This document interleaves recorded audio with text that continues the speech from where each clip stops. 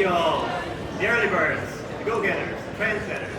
Welcome to this session. My name is Ross Garner. I'm the head of content and custom solutions at Mindtools. Mindtools is a learning technology firm. We provide management and leadership support in the form of shelf library and custom solutions. And I'm joined here by my colleague, Ross Dickey. Yes, I'm Ross Dickey, I'm a learning experience consultant at Mindtools. Two Rosses, keeps things nice and straightforward. A bit like the two Ronnies, but much less funny. And yeah, great to see you all here. So we are here to talk about designing high-impact digital learning. Like a show of hands, who's here designs digital learning for a living? Quite a lot of you. And who here is a stakeholder who commissions digital learning in some way? One guy. Well, welcome. So we're going to start with some examples, case study examples of work that we've done in the past few years. So the first one was for Virgin Trains. It's an onboarding project. Virgin Trains have a surprisingly young population who come on work, often on a train by themselves, 300 miles from their manager. It's quite a nerve-wracking environment. You can't do anything about things that go wrong. You didn't call it, you have no solution. You need to manage customer reactions. So this project is all about building the confidence of people coming into Virgin Trains for the first time. Second project was for Heathrow Airport.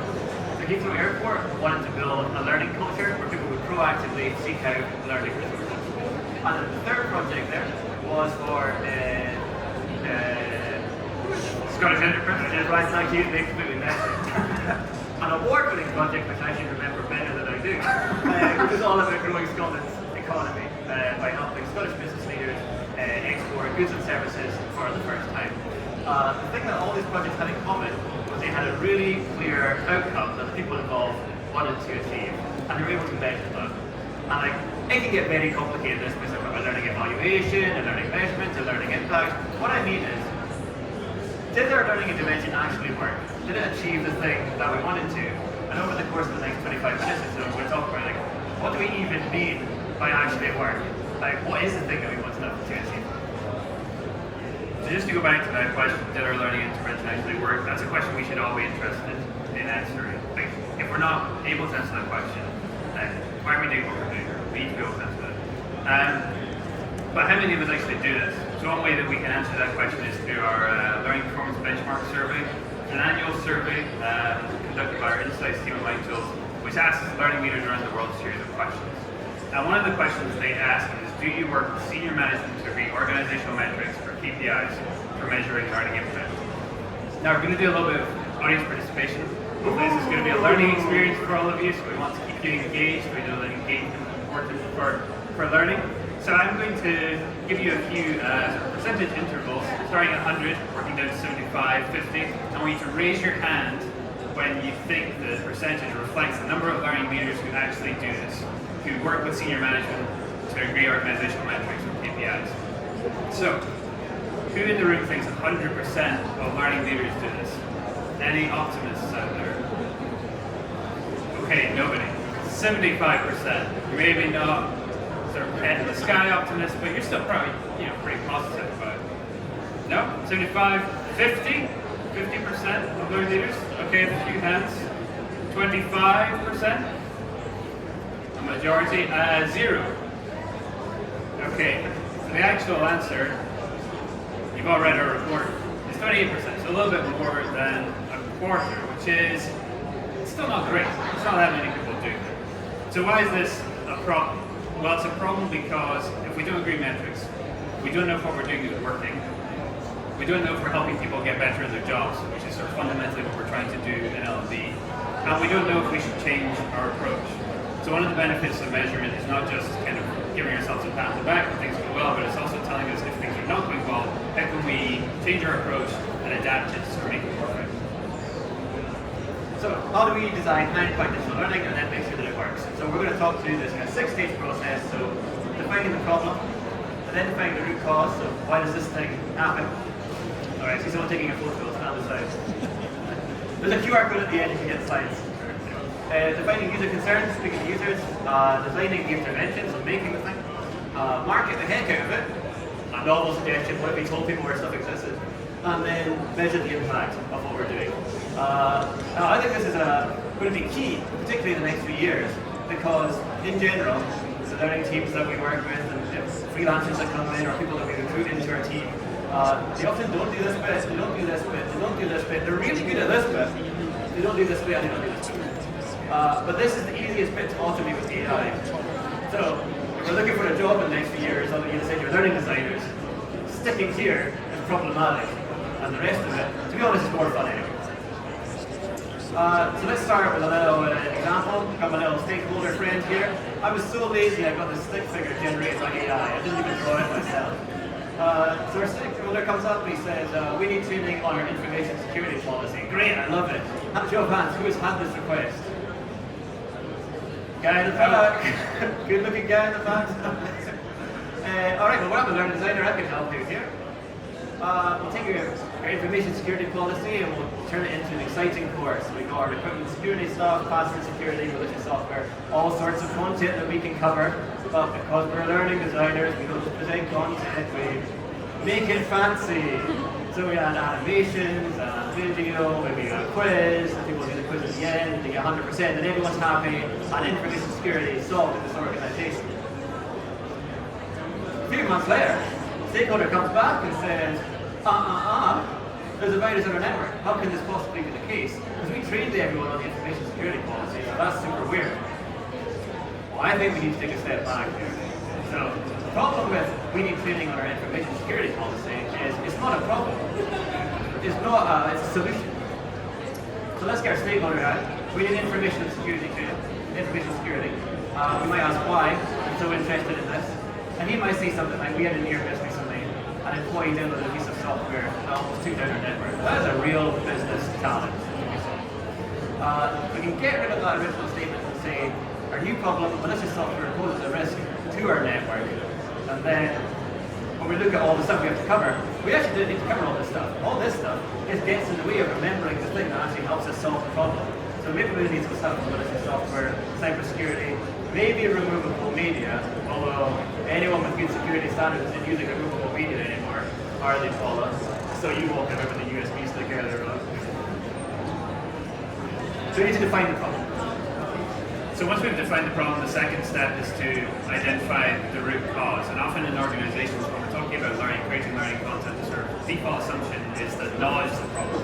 And if we just take a bunch of information, put it inside people's heads, everything will be great. The world will be a much better place.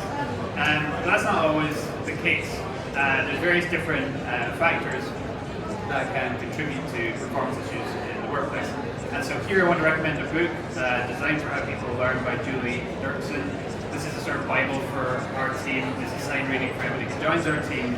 I particularly like Julie's idea of gaps. So gaps, there's basically various different gaps. We'll run through each one and describe what they are. And these are the kind of basic sort of root causes of most workplace performance issues. So you can have a skills gap. So a skills gap is anything where practice is required. You can't just take the information and give it to people and expect them to behave or perform the way you want them to. Something that requires practice is more complicated.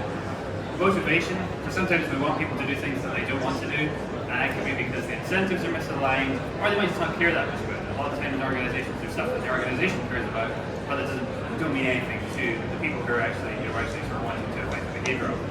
It's shocking, I know, you can imagine. It could be an environmental gap, so it might be something in the working environment, or maybe the systems that are in place that are preventing them from behaving in the way that we want them to. They might have the knowledge they need, they might have the skills they need, they might even be motivated. There might be something in the work environment that's stopping them from doing what we want them to do. It could be a habit, so they might be in the habit of doing things a certain way, and it's very difficult to break out. So habits are deeply ingrained. So say there's a new process that's been introduced, and people are just going back and doing the old process. This is what's comfortable for them, it's what they're used to doing. And that's just really hard to break out of. Sometimes actually it's knowledge, sometimes actually all we do need is information. But in those sort of circumstances, learning isn't usually the best solution. So a better solution might be performance support, giving people resources, checklists that they can access the point of need. Sometimes it's even communication. So have we told people what's expected of them? And if we have told them, are we telling them regularly enough to actually affect behavior in the workplace? So what does this look like in practice? We're going to run through a few examples of projects we've worked on with clients and kind of talk through the gaps and the solutions that we pursue for each client. This is the Virgin Trains project that Ross mentioned at the start, and the problem here was that new starts lack confidence because they're unfamiliar with their working environment. So people working on trains, you've never worked on a train before, working in a galley, working in a driver's cabin, working in a workplace that's moving, it's very different to anything you've experienced before. So that's an environmental gap. So the solution we explored here with Virgin Trains was creating a 360 video, film the 360 video, allow people to go in and basically explore their workplace in advance, so that when they were first day on the job, it wasn't so alien to them. We use these Google Cardboard headsets, which are like really cheap versions of VR headsets, basically just a piece of cardboard you put on your face, phone slides in the front, and it creates an immersive experience. So that was the solution we explored with Virgin Trains. Second example is a project I worked on with Burberry, a D&I project, and the problem there was that colleagues wanted to act as allies but were worried about saying the wrong thing. Burberry, global fashion organization, employee population skews younger. They were interested in these ideas, they were motivated to talk about them, but they were worried about saying the wrong thing. So the solution here was to develop an 8-bit arcade game style role-playing experience where people could practice showing up as allies, identifying unconscious bias, recognizing unconscious bias in themselves and others, and building that confidence to be able to talk about these issues with colleagues. And rather than doing for a sort of one-and-done approach, we spaced out the intervention. So it was a 4-part program that is delivered once a quarter within Burberry. So that's a skills gap. Scottish Enterprise, the one that Ross Super memorable project. Super memorable. So this project actually won an award. The problem was that Scottish business owners found it difficult to export products for the first time. So if you're a Scottish business, you're a small business or medium-sized business, and you're looking to grow your business overseas, it's just like a lot of hurdles to overcome. You have to think about legislation and regulations around how you do that. It's just a very high sort of barrier to clear. So it's a skills and knowledge gap. And the solution that we explored here was a blended program of e-learning, workshops, and one-to-one consultancy, culminating in the creation of an export plan. So we have a tangible document of this is what we need to do to export my goods and services overseas. And the final example, we can't say who the client was, but the problem that they had engineers working in data centers, and the engineers were not updating customer tickets. So this was an environment gap. So from talking with the client, the stakeholders in the organization, we uncovered that the problem was that the data center, because they're having to actually go and do engineering things, they know what engineers do, they were having to walk 20 minutes from their workstation, which is where they received the ticket. So they had to walk over to the data center server. Use the server in this example, do whatever I have to do, and then I have to walk back and update the ticket. So rather than doing one ticket at a time, they would collect a bunch of tickets, go over to the data center, and do them sort of all at once. So the solution here wasn't learning at all, actually, it was to give them iPads. So we gave them iPads so that they could go and update the tickets as they were making changes on the service. So the point here, I guess, is that learning is not always going to be the solution. And I think that's fine. I think we should be comfortable talking about that as people who work in the learning space, recommending solutions that are not specifically learning for us. So we've defined the problem, and we've talked with the stakeholders about the root cause. Next question, does anyone at the end of this, the end users, do they actually give a shit? So show of hands, who here regularly speaks to end users when they're designing digital learning? A third, maybe, something like that? So we have never worked on a project where speaking to end users didn't fundamentally change what we were doing. So if you take anything from the session at all, I would suggest have a chat with some end users. And here's why. Did anyone here work for Nintendo? No? Okay, good. Got away with it. So the head of sales comes to us and says, my team need product training. They don't understand the product that they're meant to be selling. We need to run some workshops or e-learning to help them learn about that. We're like, okay, cool. We can do product training. We're learning designers. We love that stuff. And then we go and talk to the sales team, and they say, oh, the product sucks. It's priced too high. Commission is too low. Product training doesn't solve any of these issues. So we're going to create our suite of stuff. We're going to bill you for it. It's going to be expensive. And then we're going to roll it out to your team, and they're just going to ignore it because it doesn't actually affect them whatsoever. It's not a problem. So how do we get closer to users? Different ways that we can do this. So focus groups, you get like 5 or 6 people in a room together, ask some questions. Interviews, speak to one person at a time, but you probably want to speak to more than one person total.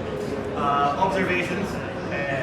Ross wanted to point out last night that my representation of what the modern workplace looks like is very sort of late Victorian. But these still exist. We still have them, not in this country, but in other countries. And then our fluffy HR folk obviously working in all this. And then surveys. So, advantages and disadvantages of each of these.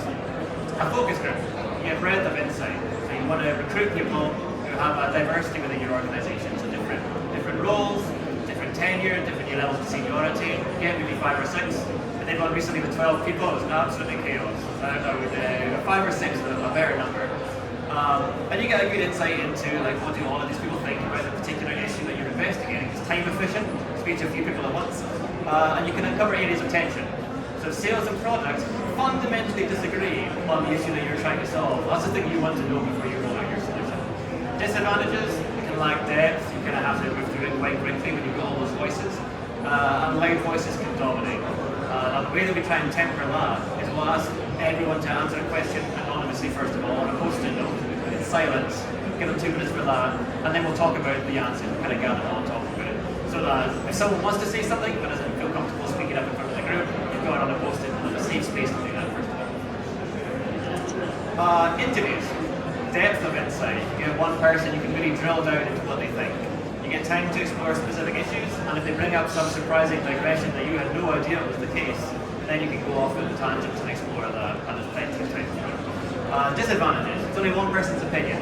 So we did a project recently where we spoke to about 20 different users, 30 minutes at a time. 20 is quite a lot. I think you can probably get 5 or 10 would be enough. As long as they're, again, a representative sample of the people you're working with. They're time intensive though. It does take a while. Observations in your Victorian factory setting. You can find out what actually happens. Now, I'm not saying the people that we design learning solutions for are liars. But when you ask them, do you follow the process, most of them are going to say, oh yeah, every single time. And then you watch them and you find out they actually don't follow the process at all. They got some weird, hacky workaround that they do. And they don't even realize they're doing it often. And so watching them is a really good way to find out what's actually going on. You can identify environmental issues. We did a customer service project last year where it turned out like the design of the workplace was actually getting in the way of people doing what we wanted them to do. So it's important to know that. And you can record quantitative and qualitative data. So qualitative, you write down your observations, what you see. Quantitative, you might be taking a tally of like how often people speak to customers or that kind of thing. How are we for time? Or not. Disadvantages. Logistically challenging, you need to get permission. And you can influence behavior. So me standing there with a clipboard, watching you, sir, do your job, you might feel uncomfortable about that, right? You might. Yeah. Not you, but other people. I don't know what I think. And then surveys. Surveys are great. Send it out. Other people finish it. Fantastic. Widest breadth of data you can get. You can uncover some surprising trends. So we did a project recently on digital well-being. It started out as software training, how do you use digital tools. When we did the survey, it turned out people weren't stressed out by the software they had. They were stressed out by their manager sending emails at 10 o'clock at night. And the perceived digital pressure was what we ended up calling it. And they completely changed the direction of that project. And you can set a baseline for measuring change. If you want to find out something's changed over time, you can issue a survey, 6 months later, you roll it out again. Now, we're super privileged at Mindtools because we have an in-house research team who do this stuff for us. It's easy to design a bad survey. So I saw a survey last year, and I think the first question was like, as a manager, do you ask questions, listen, and offer support? And people were like, what are you asking me? That's 3 different questions. How can you reasonably expect someone to answer that 6 months apart and give the same answer? So you need to really be thinking about what is it that you're trying to ask, what you're trying to find out. Disadvantages, lack serendipity. If you don't have a good research question or you don't understand the thing you're investigating, it's difficult for a survey to cover that. It's difficult to go deep, and then are you sure you're asking the right question in the first place? Best approach is a mixed methods approach. So you want to do probably a bit of focus groups, design a survey, might want to do more follow-up based on the survey results. Does that sound like an enormous amount of time? No. So we don't do this on every project. If it's like you're creating a little video that shows you how to do a specific thing, it's probably not worth spending 2 weeks doing all this stuff. If you're about to spend 100 grand on a leadership development program, maybe you do want to spend a bit of time before you spend that money, but make sure you actually understand it. So, we are 20 minutes into a presentation about designing high impact digital learning, and we're not talking about design at all. So you might be wondering, a bit like Brad, what's in the box? What's in the box? It's like Brad Pitt's in the book. I know, it's uncanny, it's uncanny. And the answer is it kind of depends. So to go back to, next slide. Thank you very much. So we need to think about everything we've covered so far. So have we defined the problem that we're trying to solve? Have we thought about the root cause? So those are the different gaps that we're talking about. And then have we taken the time to consider the cares and concerns of our users, the people we're actually trying to reach, and whose behavior we're trying to change? So to give you an example of what this would look like, let's say our problem is that absence rates are too high among our employee population. The root cause here is that managers don't challenge employees who are frequently absent. And the cares and concerns of users, managers worry that employees will get upset. So our managers who are trying to use behavior we're trying to change, they're just nervous about having that conversation. It's a difficult conversation to have. So the solution here might be an AI-powered difficult conversation simulator that helps managers practice that skill. So skill gap. This is actually a product that we offer at MindTools. You'll be able to get a link to it at the end if you want to learn more. But I think we've done pretty well to only mention AI twice in the last 20 minutes. So what happens after that? Design this beautiful intervention, identify the problem, thought about the root causes, spoken to users, design something amazing, and then we put it on our LMS along with 5,000 other pieces of content and no one ever sees it again. Is that familiar to anyone? Show of hands, anyone ever had this happen? An alternative approach. What if we tell people about it? So I used to stress for years, we're like, what actually are the ways you can market learning within an organization? It's like there must be some silver bullet. And then we had it's actually Sinclair, Mass Marketing came on our podcast and said the number of channels that you have in an organization to tell people stuff are actually quite limited. Like, and it's okay, just going to example that. So you've got email obviously, Teams or Slack or equivalent. Meetings, do you have like all hands events, this kind of thing. And then managers. So managers are like a hero in every organization for disseminating anything. If your thing is important, you want to adopt loads of different methods to get the message out there. If it's not important, then maybe you just want to put the thing where people are going to find it. So if it's like, how do I use this piece of software, maybe you just have like a link on like a SharePoint page to that software that tells you what to do. Something like that. Heathrow Airport did this, and they became a finalist in the Learning Culture of the Year category, the Learning Awards. So they rolled out the MindTools platform. I know it sounds like a terrible plug, but I have to mention it occasionally. And then marketed the hell out of it. And the way they did this was they created promotional graphics. They have like an internal social network that they can use. They did videos where they spoke to people. So Seth from the learning team there, Claire from our team, and then we got an end user sharing their story about how it helped them in their job. They did webinars, and then they also had this Create Your Own Story campaign. So they had champions throughout Heathrow who were responsible basically for promoting the digital learning that was available. And then we measured usage on the platform, we saw active users doubled, page views increased, and then the important one was returning users increased as well. Because you can market, get people in the first time, if they think it's garbage, they're never going to come back. So returning users is really the key to making sure that what we're doing was offering value. So, we've reached the final stage, measure the impact. So how do we actually know if the thing that we've done has worked? To answer that question, we need to go back to the metrics that we hopefully set. These are the metrics only 28% of learning leaders are setting at the beginning of the project. So if it's, if it's our absenteeism project, has absenteeism decreased? If it's a sales-based project, has the sales gone up? And along the top, we've been representing this as a straight line, but it's actually more of a cycle. So we tried to take more of a sort of like product management approach, where at the end of the project, when we're measuring the impact, we'll hopefully see some things have been effective, maybe some things have been less effective, and that's then an opportunity to iterate and hopefully make the product better going forward. Next slide, please. Thank you very much. Thank you. I was drinking water. So, how do you go about establishing these metrics? This is something that's like difficult, really difficult, because people aren't doing it. So, one way that we do it, we use this model from Dr. Will Thalheimer, the LTEM model, which stands for Learning Transfer Evaluation Model. It's a good way to think about learning evaluation. If you've not already heard of it, how highly recommend that you check out this model. And it's split across 8 tiers. So at the bottom, down here, we've got attendance.